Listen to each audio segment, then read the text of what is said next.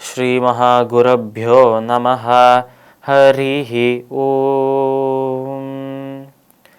சதாசிவசமாரம்பாம் சங்கராச்சார்ய மத்யமாம் அஸ்மதாச்சார்ய பர்யந்தாம் வந்தே குரு பரம்பராம். GeM டிவியின் அன்பர்களுக்கு எனது வணக்கங்கள்.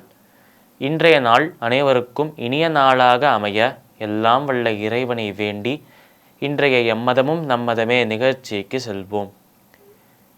இன்னைக்கு நம்ம பகவத்கீதையிலேருந்து ஒரு ஸ்லோகத்தை விரிவான விளக்கத்துடன் பார்ப்போம். யதா யதா ஹி தர்மஸ்ய க்ளானிர்பவதி பாரத அப்யுத்தானம் அதர்மஸ்ய ததாத்மானம் ஸ்ருஜாம்யஹம். இந்த ஸ்லோகம் ஸ்ரீமத் பகவத்கீதையின் 4வது அத்தியாயமான ஞான கர்ம சந்நியாச யோகத்தின் 7வது ஸ்லோகம். இந்த ஸ்லோகத்தில் நம்ம கிருஷ்ணர் அர்ஜுனனை பார்த்து சொல்றார். இதற்கு முன்னாடி ஸ்லோகத்தில் நம்ம பார்த்தோம் பகவான் எப்படி அவதரிக்கிறார், அதாவது பகவான் அவதரிக்கிறதுக்கான அந்த ஒரு முறை, அவர் எப்படி அவதரிக்கிறாருங்கிற அந்த ப்ராசஸை பார்த்தோம்.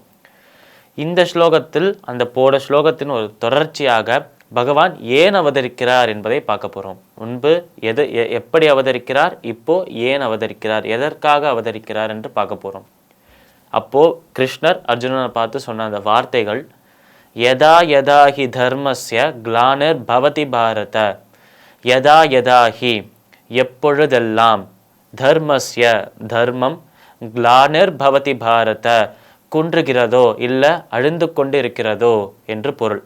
அதாவது எப்பொழுதெல்லாம் இந்த தர்மமானது குறைந்து கொண்டே வர்றதோ, எப்பொழுதெல்லாம் இந்த தர்மம் என்பது அந்த அளவில் குறைஞ்சுட்டே வர்றதோ, யதா யதா ஹி தர்மஸ்ய க்ளானிர் பவதி பாரத அப்யுத்தானம் அதர்மஸ்ய.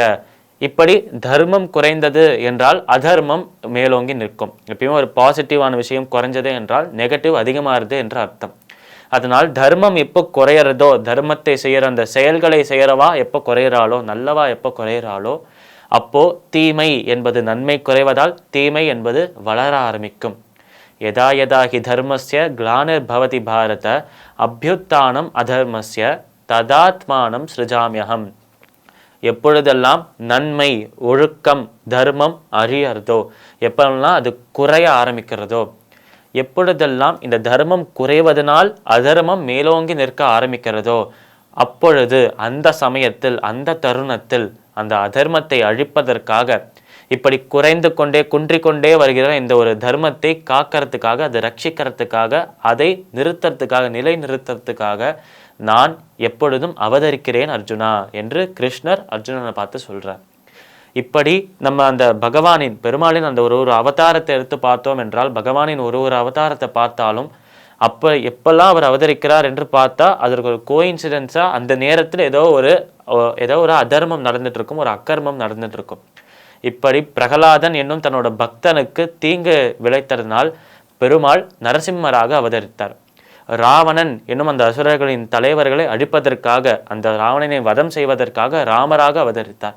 கம்சனையும் கம்சனை சான்றிருக்கும் அவனோட உற்றார் உறவினர்களையும் அந்த அரக்கர்களை அழிப்பதற்காக நம்ம பெருமாள் கிருஷ்ணராக அவதரித்தார்.